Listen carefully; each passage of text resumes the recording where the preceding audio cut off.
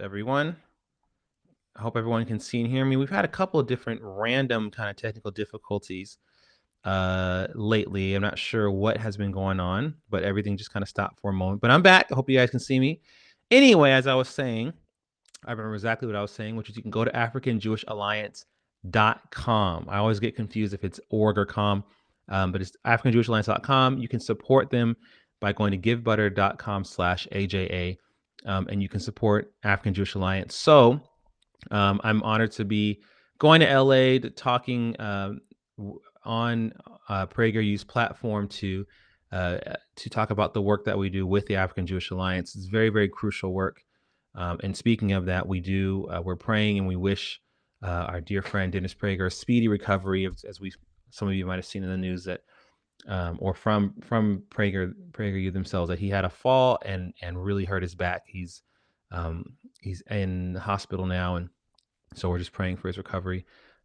They've been a great friend of our CEO and of IPSI in general, and so we're really honored to be able to be on their platform different times. Our CEO has been, our Speakers Bureau Chief Olga Mishroy Washington has been, and then one of our other board members and our other dear partners, Reverend Kenneth Mishway, South African Parliament member of the African Christian Democratic Party, has also been on PragerU.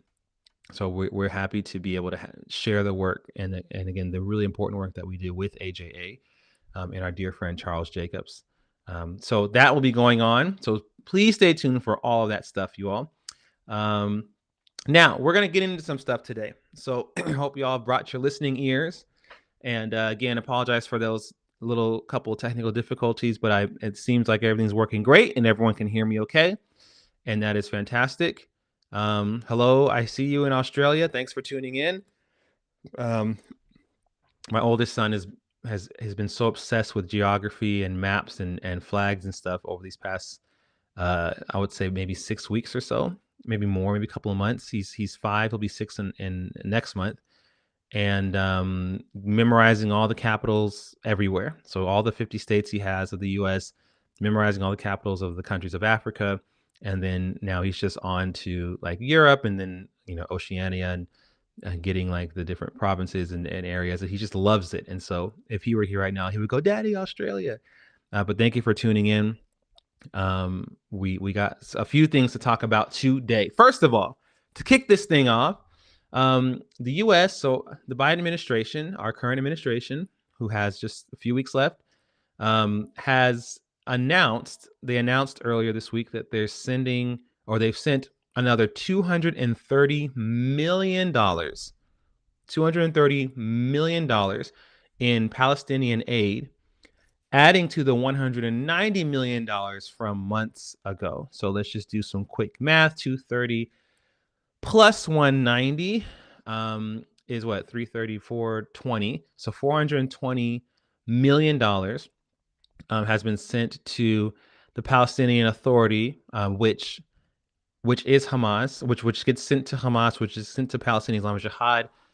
We know for a fact that money is used for terror against Israel. We've known this for a long time. It's nothing to be hidden. It's not a secret.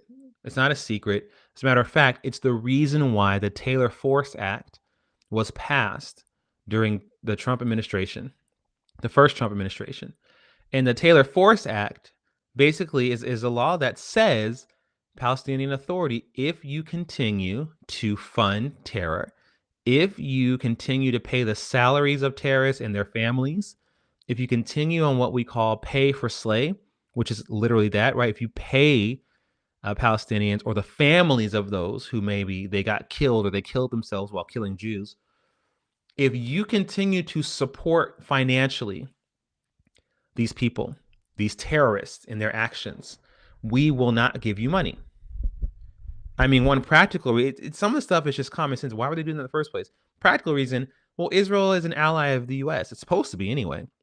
So how can we say that we're friends with Israel and fund Israel's enemies to kill them, which we are actually still doing, which we'll get into in just a moment. But yeah, the Taylor Force Act said, by law now, we will not give you any money until you stop giving money to terrorists. So that was passed during the Trump administration. One of the first things that the Biden administration did when they came in was resume funding to the Palestinian Authority in violation of the Taylor Force Act, breaking the law, unlawfully giving money now to the Palestinian Authority, even though they continue to fund Hamas. There was an article on Tablet that I won't show now, but I was just reminded of it right now as I'm talking, that actually outlines how we paid a huge contribution to Hamas having the funding that they needed over these past few years in order to continue to attack Israel, and how big of a role we played in October 7th, which doesn't really get talked about enough. So not only are we continuing to fund the PA, but we are also continuing to fund both sides of this war, right? We're giving money to the Palestinian Authority. We're sending a bunch of aid to Lebanon. How do we know it's not going to Hezbollah? And we continue to, as we're supposed to, as Israel's our ally, right, give aid to Israel that they can only spend on us, right? It's like giving them a gift card that they can only use in our store. And while we fund their enemies, and I don't know how that's not but funding both sides of the war. We're definitely doing that. We're arming Hamas and Palestinian Islamic Jihad and the other groups that Israel's kind of fighting a war on several fronts. We're largely responsible for the munitions that these terror groups have, and then we give Israel munitions sometimes. Lately, we sometimes do and sometimes don't. We give Israel the weapons to fight back. So America has this administration, but our country has blood on our hands for this, right? How can we say that we're pro-Israel, that we stand with Israel, when we give money to Israel's enemies, and when we tell Israel that if you go into Rafah, you're on your own, and all this kind of stuff? Like, excuse me, are we allies or are we not? So that's part of that's the tragedy that's going on right now. We're breaking the law. We're violating the Taylor Force Act. We're funding both sides of the war. And to top it all off, many of us in the pro-Israel space are not saying anything about this. We're not calling this out. Sometimes we do when it's convenient enough, but we don't consistently. I mean, the Taylor Force Act was something that a lot of pro-Israel groups celebrated. There are a lot of pro-Israel groups that push this, right? It has been violated since 2020, and no one has said a thing. No one has said anything about it. I shouldn't say no one, but like most of where are we? How come we're not another $230 million and we're nothing? That's it. So we have a part to play in October 7th as well. When I say we, I mean us, those of us in this pro-Israel space, those of us in the Zionist space. We have a part to play. We played a part, I should say, in October 7th, and it wasn't a great one. Because we're supposed to be the ones who are calling stuff out. We're supposed to be the watchmen on the walls. So if this slipped past us, why did October 7th catch us by surprise? Did we not see that something was about to pop off? Did we not see that this current administration giving hundreds of millions of dollars to Israel's mortal enemies, hundreds of millions of dollars to a Palestinian government that funnels that to terrorist groups? How did we not see that something terrible was going to happen? Even if we couldn't predict October 7th exactly, how did we not see that nothing good could come out of us, the U.S., arming Israel's enemies to the teeth? I mean, that's a simple 1 + 1 is 2. You continue to give hundreds of millions and billions of dollars to to Iran, to Hezbollah, to Hamas. Eventually, they're going to use that money that they've amassed and the weapons that they've amassed from that money and the people they train to attack. That's on us. And we're not owning up to that. We're not owning up to that. I remember a video that a good friend of ours shared. She was at a conference and she said, at this conference, it's a pro-Israel conference, there was a mediator that asked a bunch of different leaders of different groups, organizations, and it said, What could we have done? What could your organizations have done to prevent October 7th? And what our friend was pointing out was that none of them answered the question. They all pivoted to saying, well, this is what we are doing. This is what we're doing now, right? These are the steps we're taking since October 7th. Great. That wasn't the question. The question was there something or were there things that we could have done to prevent what happened? And the fact that we can't even be real enough to say, yes, there are some things. As a matter of fact, we didn't talk about this. We never called out this. We were too afraid to say this. We acquiesced to this. We paid more attention to optics and how we looked marching on the streets and actually doing work that could prevent these things. No, we said, oh well, we raised money for the IDF. That's great. After the fact, people are dead and hostages are still in Gaza. So let's have a real conversation and say, what the hell happened? If you woke up one morning and your children are missing, you want to find them, absolutely. But one of the things you're going to ask is, how did this happen? If there was someone who was supposed to be in charge of watching your house and they weren't, where were you? What have you been doing? How come they were able to slip past you? Those are natural things. The last thing that you want to hear is, hey, relax, I'm helping you now. Yeah, your help now is kind of crap at this point because my kids are gone. My family members are dead. Where were you? I'm not asking where are you? I'm asking where were you? And not enough of us are answering the question, where were you? What were you doing? So for us in this pro-Israel space, us pro-Israel leaders, and I'm going to say this as a Christian, we have some repenting to do to God and to our Jewish brothers and to our Israeli brothers and sisters for not doing our job collectively. Because this is on us as well. So, yes, this administration has sent another $230 million to the Palestinian Authority in addition to the $190 million. So they're sending hundreds of millions of dollars. That's $420 million over the past few months. Continuing to fund the same government who gives money to the same people who invaded Israel last year, raped a bunch of women, slaughtered people, murdered people in front of their family members, murdered old people, killed babies, stabbed pregnant women, all that kind of stuff, left dead bodies in the middle of the streets. Our administration is giving them money. We should all be making the most noise ever. We're not. We just aren't. And if hearing that offends you, that's a personal issue that you need to work out between you and God, because you're not being as loud. We're just not. I saw everyone loud and clear when the elections were coming up. Trump this and Kamala this and all this kind of stuff. But no one, it's not the same. I don't see that same energy from the same groups, from the same people, while we continue to fund Israel's enemies and then give Israel money to say, okay, here, fight your enemies. So that's something that we have to work out. So, yeah, I'm seeing comments here. Yeah. Agreed. So, ladies and gentlemen, that's what's happening right now with our administration. It's almost like as he's on his way out, this turbo speed, kind of doing everything that they want to do. And there's other stuff going on too, but I want to kind of stay with the topic, obviously, that Israel, Africa, and Black America. But we still got some time left, and man, you guys, we can't. I gotta say this. The partisan thing is just so played out. I'm not saying don't have your political leanings. We all have our political leanings. I have political leanings, all that stuff. You follow my other pages, you follow me, you know what they are.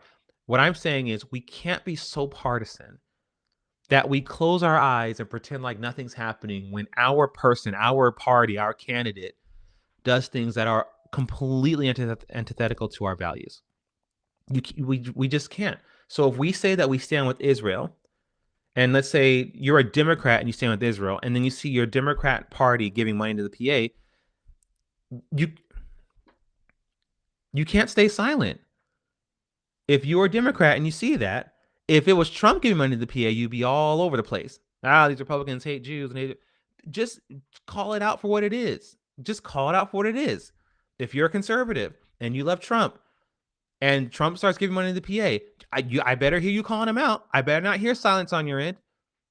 If you say you stand with Israel, that needs to supersede whatever you feel like your political allegiance is to. We have messed up in this way, you guys. We have messed up. We were supposed to be the watchmen, and this happened on our watch. And it wasn't like, again, it wasn't like a thief in the night. For those of my Christian friends, it wasn't like this snuck up.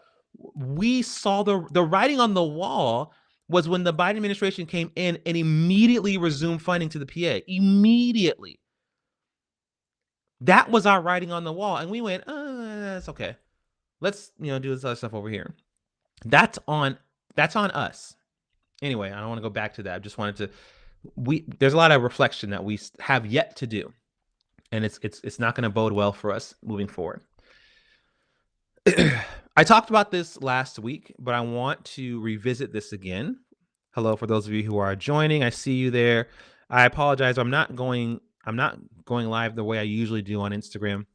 It just didn't quite connect, and it was my fault. I did something kind of wrong here. So I just went live straight from my Instagram page from my phone. So you won't get like the graphics and the QR codes like you get everyone else is getting here, but you'll still be able to follow along.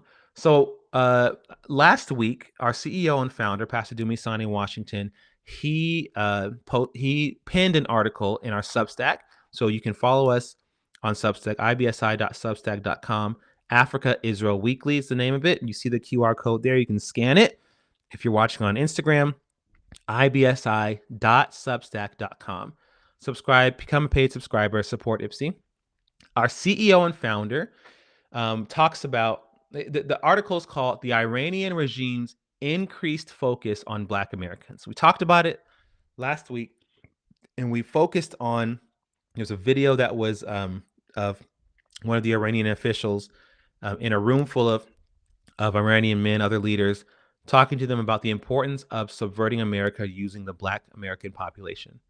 He said that if we can exploit basically Black Americans in America and get them to continue to turn on their country, we can pull America apart from the inside. That was just 4 months before the George Floyd riots, right? So we talked about that aspect, but I want to talk about a different aspect here, because it is if you haven't read it, go to our Substack page and read it. It's a deep article, but I want to tackle a different angle of this that our CEO wrote about, and that is Farrakhan's visit to Iran in 2018.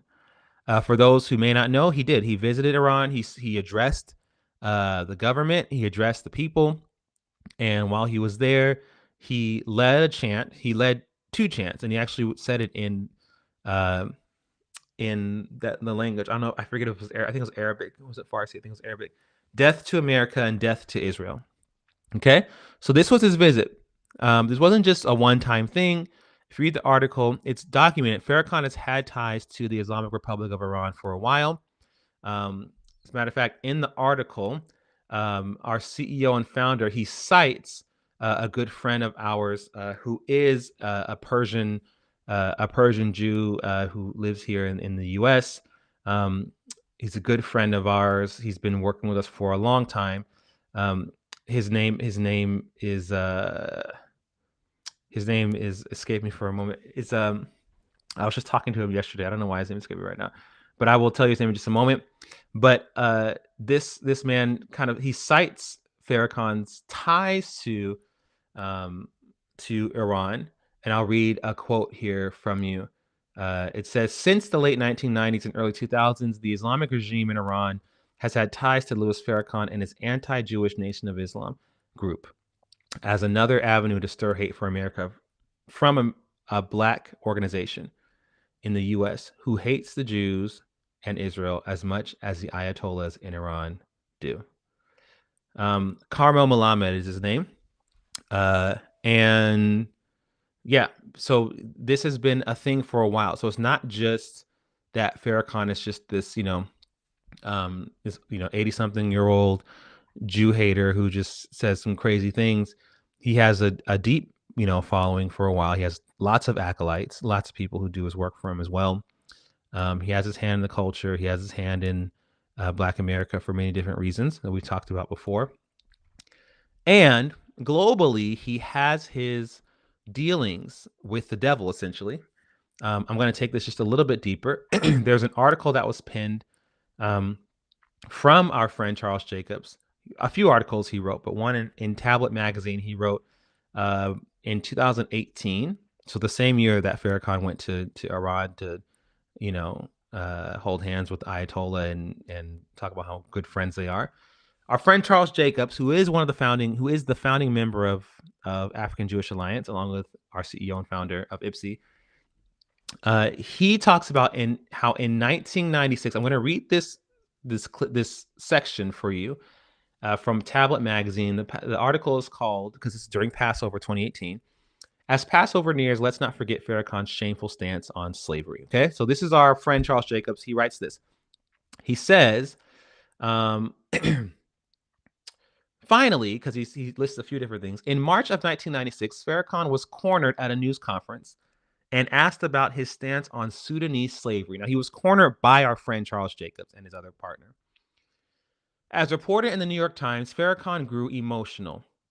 And now these are Farrakhan's words. Where is proof? If slavery exists, why don't you go as a member of the press and you look inside Sudan? And if you find it, then you come back and tell the American people what you found. And he said, he pointed at him like this as he was saying it, you and you.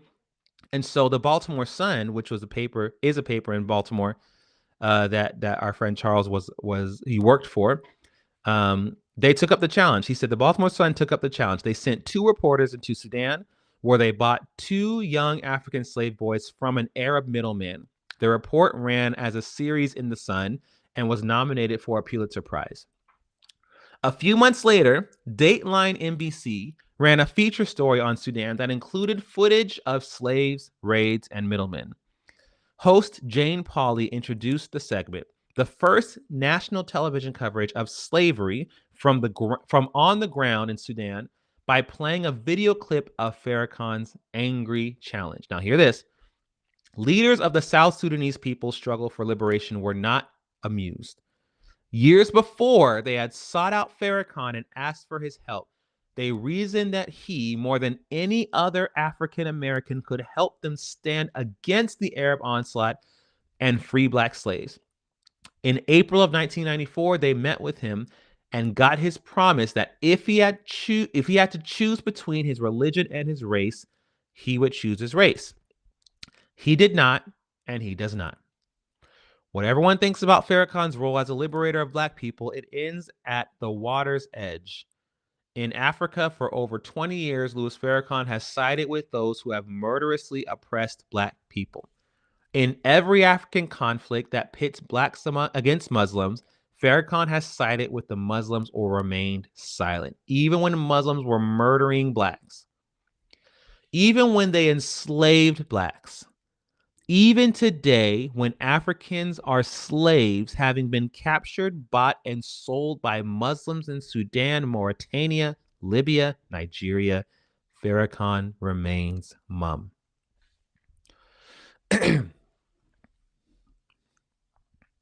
So not only is he quiet about it, as someone who is, like him or hate him, right? We've called out Farrakhan so many different angles, so many different ways, right? He is a Jew hater. Farrakhan is very influential. And so the Sudanese liberation people were saying, okay, for him, maybe, even though he probably, as these Sudanese, mostly Christians, but other Sudanese Muslims, right? Because these Sudanese, some of the Sudanese people who are enslaved are not just Christians, but they're Muslims as well, that he'll speak out, right? He's about Black liberation and Black power and all that stuff, that he'll speak out for us. Not only does he not, but he used his gigantic platform to say that it was not happening. And we see this tactic everywhere. The same kind of tactic we saw with Candace Owens, the same kind of Candace Owens decided to throw her hat in the ring right at the beginning of the war, and that kicked off because of Hamas declaring it right after October 7th, 2023. When reports came out that Israel bombed and destroyed a historic church in Gaza, she, with her millions of followers, took to Twitter and said, Christians need to speak up. Then, when a report came out that, well, no, actually, the church is still standing, the missile hit the annex. The annex was damaged, but it's fine. Like the church itself is not destroyed. It's fine. Candace did not say anything. She did not tweet, "Hey guys, you know what? I didn't mean to. I tweeted some disinformation, and I apologize. The church was not destroyed." Nope. She moved on. Why? Because she's a Jew hater. A rational person would say, "Ooh, wow, I just posted something that was very untrue, and it just got debunked. Sorry, guys, my bad." The Jew hater says, "Oh, I'm not even moving on. Forget it. Forget those Jews." That's what Farrakhan did. So he made a big. I mean, the energy, the pointing his finger, you in the front, and then they said, "Okay, here's all the proof that you need." What has he said about it since then? Nothing. He's moved on. He's moved on. Now I'm taking it a little bit deeper now. So this same Farrakhan was in Iran, right, in 2018 with the Ayatollah chanting death to America, death to Israel, all that stuff, right? Now, and producer, if you can have this video queued up. This is a video we showed before. As some of you might know, the Christian population in Iran has been persecuted for a long time, especially or since the Ayatollah took over in 1979. Okay. And Christians have been slaughtered, persecuted, beaten. A lot of the church now, even though Christianity is growing the fastest in Iran, because that's where persecution is happening the most, you have Muslims in Iran who voted for the Ayatollah, who felt betrayed, who are disillusioned with this notion of like this grand Islam, and so some of them have converted to Christianity. Some of them have accepted Jesus, and so that's going on. That has been going on for a while. But Christians are being persecuted. A lot of church leaders, pastors, are women in Iran, primarily because a lot of the men are being killed or in prison and all that kind of stuff. And there's a video. They did a couple of videos actually, but there was a video that was sent from the Christians in Iran. They covered up their faces because they didn't want their faces to be shown because it's dangerous as a Christian in Iran. They didn't want to identify themselves. They sent a video warning the Christians in America about the persecution that's coming. This is right after President Biden had made a speech about Christianity being dangerous and and so they made a video, and I want to show it to you now. Producer, if you have it, let's go ahead and cue that up, and I want you guys to watch this, please.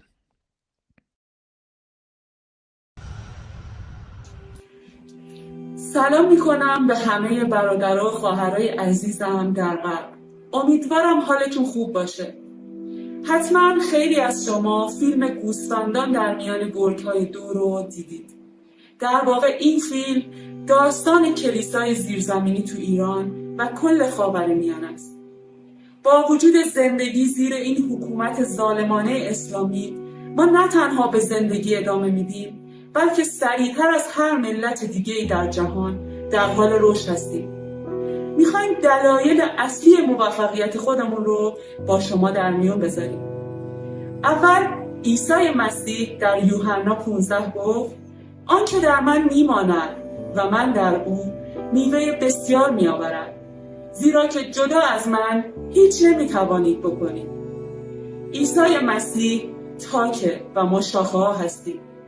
پس پایه و اساس هر کاری که میکنیم دعاست. ما اهل دعا هستیم، پس ثمرات زیادی میاریم. اگر کلیسای غرب میخوان ثمرات زیادی بیارن، باید خونه دعا باشن. دوم این که عیسی گفت اگه منو دوست داری از احکام من اطاعت میکنی. عیسی گفت نه تنها شاگردی باشیم که هر روز صلیبش رو برمیداره، بلکه شاگرد هم بسازیم. ما نباید فقط خودمون به مسیح ایمان داشته باشیم و فقط خودمون رو مسیح بدونیم. ما باید اطاعت کردن از مسیح و شاگردسازی رو جدی بگیریم. سوم این که خداوند گفت کسانی که اسرائیل رو برکت دهند برکت میدن و کسانی که لعنت کنن لعنت میکنن. و حالا از طریق عیسی پادشاه اسرائیل همه ملت ها زیر برکتن. چه باور کنید چه باور نکنید، اینجا توی ایران برای کلیسای اسرائیل دعا میشه و اینکه دوستشون دارن. ما باور داریم به وعده‌های خدا برای نجات اسرائیل و اینکه میدونیم که درسته و خدا اشتباه نمیکنه. و همه ما داریم برای نجات اسرائیل دعا میکنیم. چهارم، هر کاری میکنیم میدونیم که عیسی مسیح به زودی برمیگرده و مشتاقانه منتظر بازگشتش هستیم و ماراناتا عیسی مسیح به زودی برگرد رو فریاد میزنیم و بازگشت مسیح رو تسریع میکنیم. و آخرین چیزی که میخوام بگم، خداوند به من نشون داد که آزار رو در خاورمیانه تجربه میکنیم و همینطور در آمریکا و اروپا و غرب هم آزار داره میاد.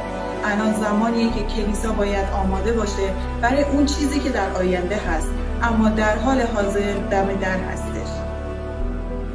اگر میخواین کلیسای زیرزمینی رو حمایت کنین از طریق GCM، یا اگر میخواین با ما شریک بشین و یا اطلاعات بیشتری به دست بیارید، برید توی سایت shipmonkwolves.org.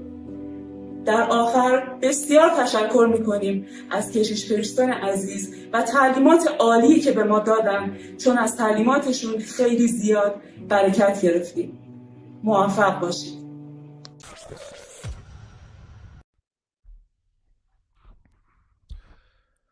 So I don't know if you caught the last point she made, but she said the persecution that we are facing here in Iran, out here in the Middle East, is coming to the West. It's coming to America.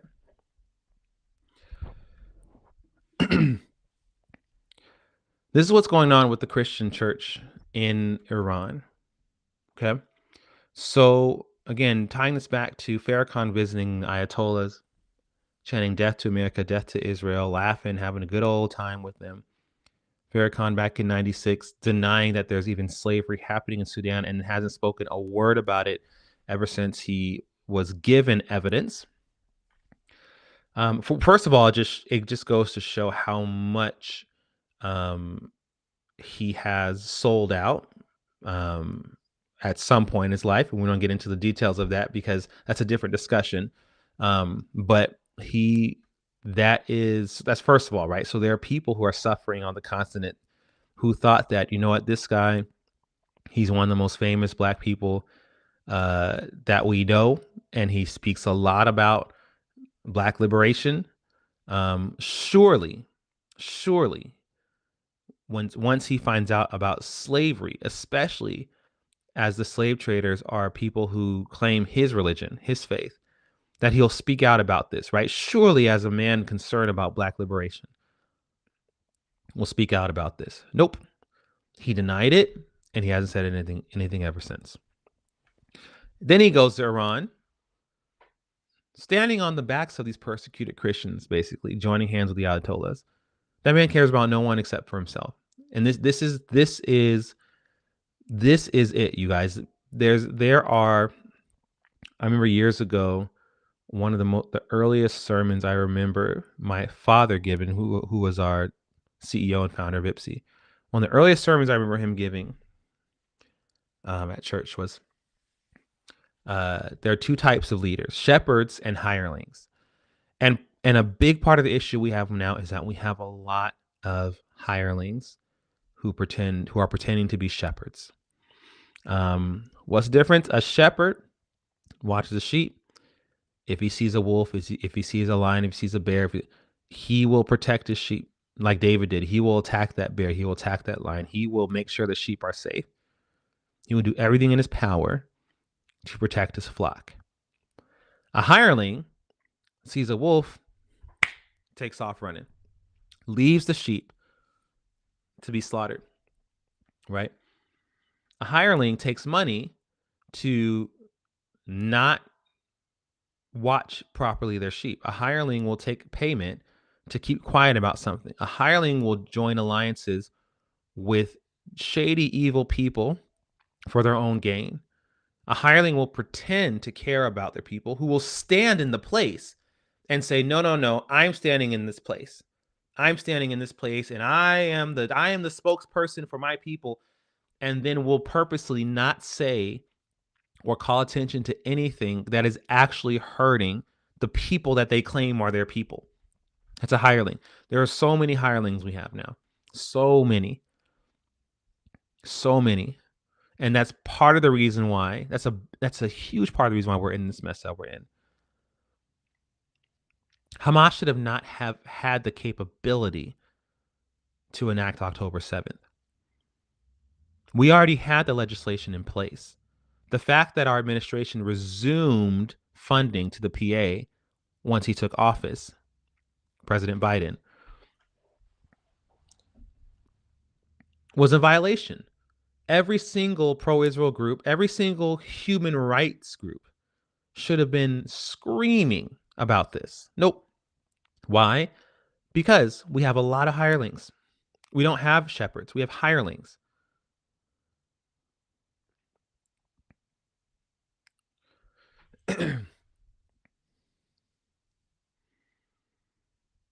So, the persecution, like they said, is coming here. It already is in a lot of different ways. We just don't see it yet. I was on a call a few weeks ago with the theme of the call was just, I was just privileged to be on this call with a bunch of other Christian leaders and people who have been fighting for truth in this country, right? Who have been imprisoned, who have been targeted just for speaking out, against things. One of the things that one of the people who was targeted was speaking out about was what we're talking about now, is Islamic oppression across the country. And there's other things, but like it's happening here already. We're just not seeing it. And some of these terror groups are here in this country already. We talked about this a few weeks ago. How terrorist groups like Hezbollah, they're international terrorist groups. They're not just stationed in Lebanon. They're international terrorist groups that have cells all over the world. They've been in Latin America since the 80s. And a lot of them have, or many of them have crossed the border into this country, into the US. The border crisis is not just, and that's this is what I'm talking about, the partisan stuff. You guys just like, as much as you can, unplug your brain from the programming that we constantly get, right? This migrant crisis is not just, it's not an anti-Mexican thing. There are a lot of Mexican Americans who are against these illegal immigrants. The illegal immigrants that are coming over the border are not just people from Mexico. And even if they are, there's still people who are coming who are criminals. But you have members of terrorist organizations from enemy countries who have come to Latin America, come up to Mexico, and cross over the border. So when the Iranians, when the Christians in Iran are telling us that the persecution that they're suffering is coming here, they're not threatening us. They are warning us. As we as Christians now continue to stay silent about our own brothers and sisters who are suffering. Hebrews 13:3 says, pray for those who are in chains as if you are bound with them. There's been a lot of not that happening. There's a lot of focus on me and my stuff and what Jakes is doing and Diddy this and all that kind of stuff and things that don't matter, and who's going to hang a Black Lives Matter flag in their church and who's going to put the pride flag and the trans flag up in their sanctuary and who doesn't have it. We're not doing what we're supposed to be doing. And the persecution is going to come to us. Right now, we're going to take a quick little break. We have a recap video of Truth to Power Live, our CEO and founder. Again, every Sunday at 4 p.m. Eastern time, he is live. You guys check out this recap. Here we go.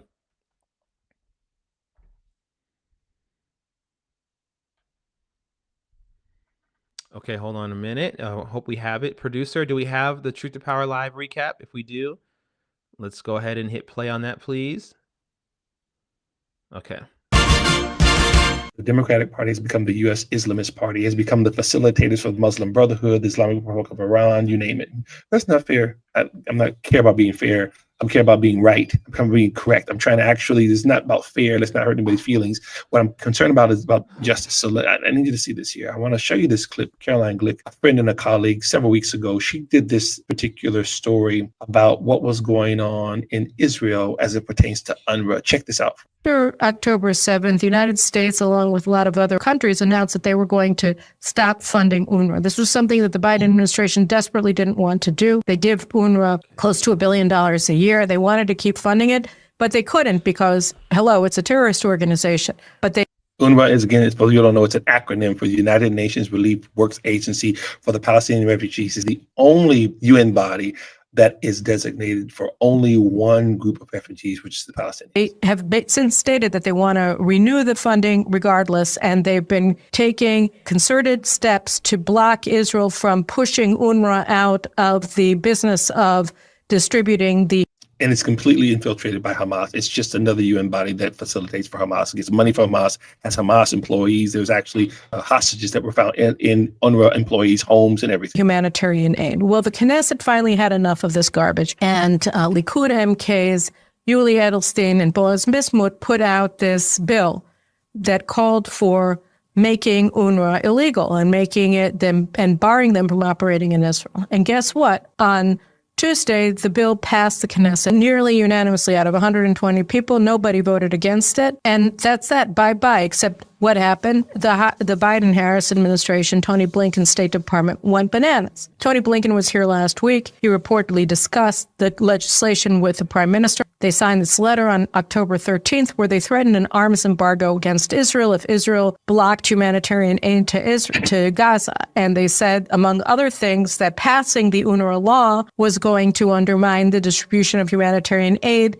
indicating very clearly that if the Knesset dared to ban UNRWA from operating in Israel, that the United States was going to place a full embargo on arms sales, arms deliveries to Israel. What they're doing is actively protecting a terrorist organization. What they're doing is actively protecting a terrorist organization. They are protecting Hamas from being thwarted by Israel. As soon as I saw Caroline's report on that, my mind went immediately during the Obama administration. Turn to your neighbor and say, bring back our girls. During the time of the rise of Boko Haram in Nigeria, this was during the time when Hillary Clinton was the Secretary of State under Obama, then later on John Kerry, both of these administrations, right? 1 and 2.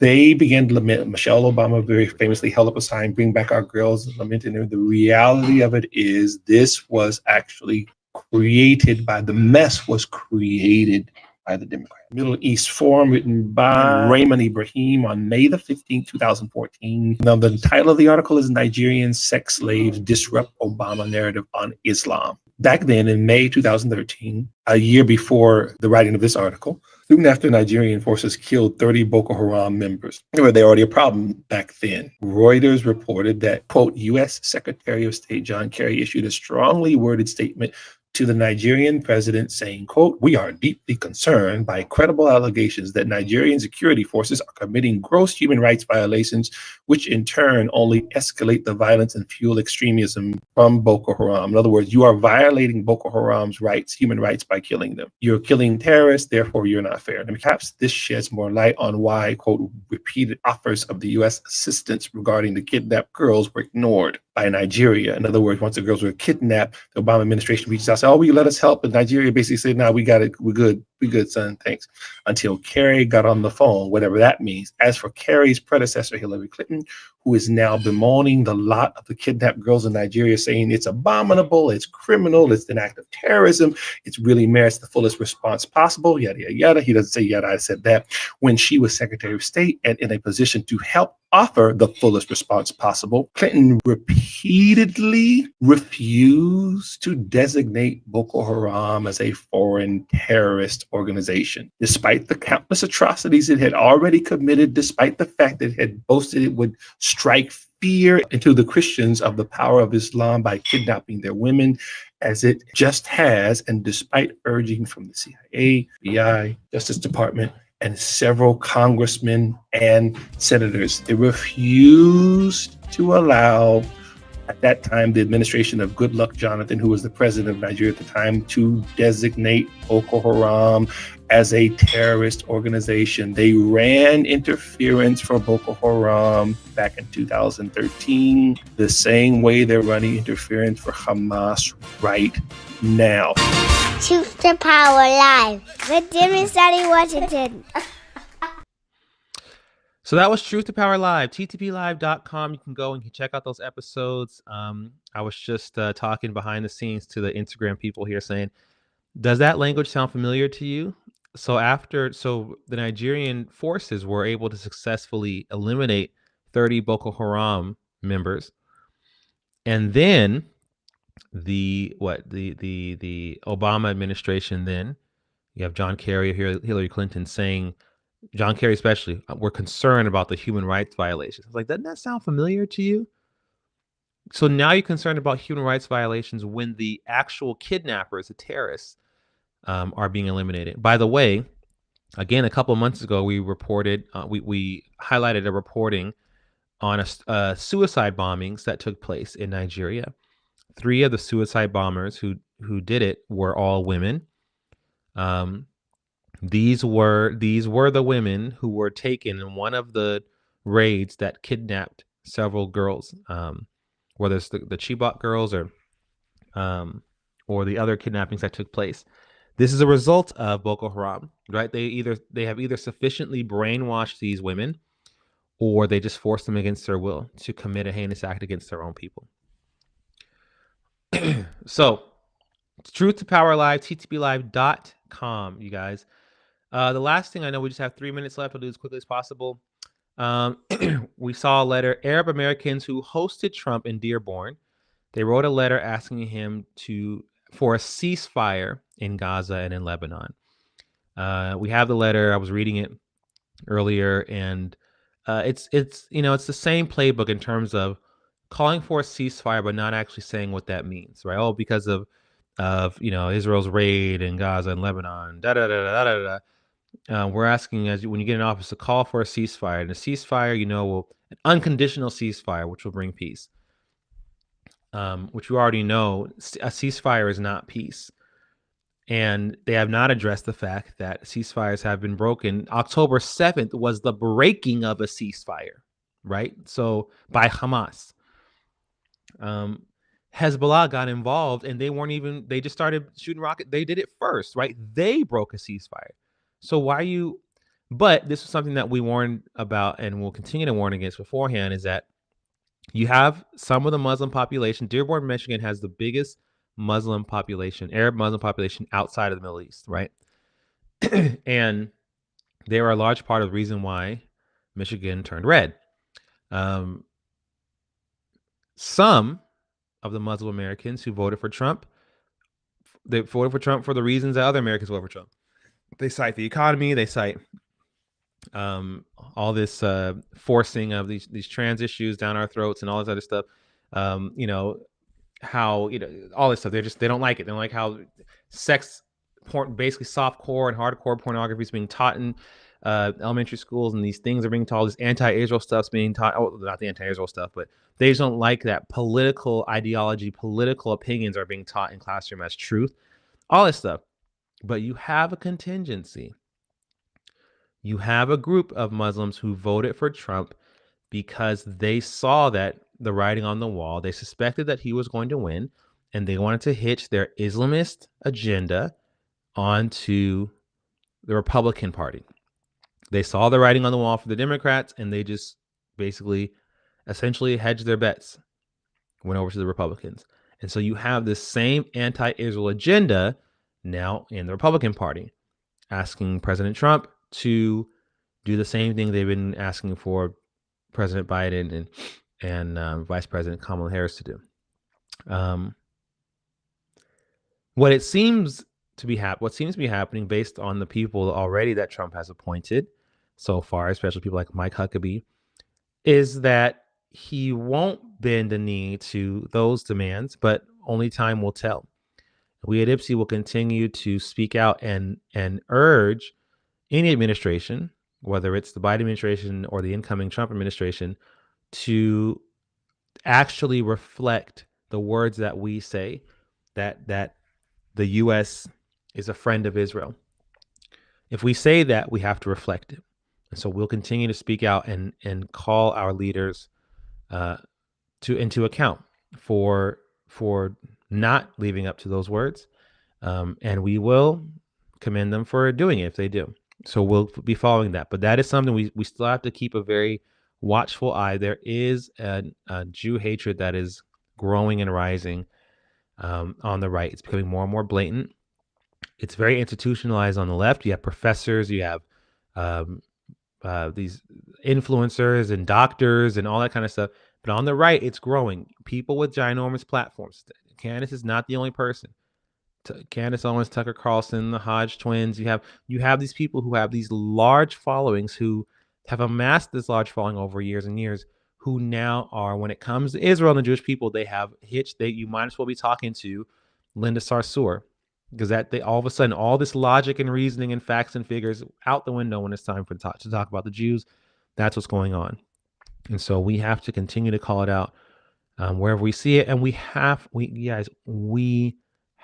to be the watchmen that we say we are. There should be much more noise. And I know I said this in the beginning, but I'll say it again. There should be much more noise about this additional $230 million that Biden sent to the Palestinian Authority. There should be much more noise about that. The fact that it's not all over the place and that we're not banging our heads against the walls and screaming and actually calling out our administration and actually trying to get that changed. It's just a shame. If we're not willing to do this, we need to get out of this space. All right. So again, if you're tuning in for the first time, this is IPSI, this is Institute for Black Solidarity with Israel. I hope you all have enjoyed this segment. We're here every Monday at 8 p.m. Eastern time, talking about these issues. If you like the work that we do, first of all, we're streaming everywhere. So we're on Instagram, Facebook, X, YouTube, LinkedIn, or Rumble. You can share with your friends, your neighbors. If you like the work that we do and you appreciate it, you can go to ibsi.org/donate, or you can scan the QR code in the corner or right here in front of me, whichever one. You can scan it. As a matter of fact, take some time right now with your phone, scan that QR code up in the corner. If you're on Instagram and you don't see a QR code, ibsi.org/donate right now, and give a donation. Become a legacy builder. Give a monthly donation. Set it up. Say, you know what? I can only do right? $18 a month. Fantastic. But support the work of IPSI. There's so much going on, and we are. There's some things that we even see on the horizon. We'll be talking with some of our supporters about that in a more private conversation to try and get more support, because IPSI, there are things that we've been calling out since the beginning. When IPSI was founded in 2013, and some of the earliest things that we talked about was Black Lives Matter, who was also founded in 2013. In 2013, we were saying, BLM has an anti-Israel agenda. BLM has an agenda that does not reflect the Black community. Not enough people listen. BLM has a ginormous platform. Whenever they can, they will disparage the Jews and throw them under the bus, left, right, and center, and it is damaging. And we told you, and we continue to not to gloat in your face, but to let you know that no, we're serious about this. No one is helped by Jew hate. Jew hatred also affects our community, and so we will speak out against it, because no one has time for that. All right, so scan the QR code or go to ibsi.org/donate and give to IPSI. Thank you for tuning in. You guys, I see you. We love Douglas Murray. Hopefully we can do something together with him soon. We appreciate you all. Thank you so much for all your support. We will see you next week, Monday, 8 p.m. Eastern time. You guys take care. Have a good rest of your week.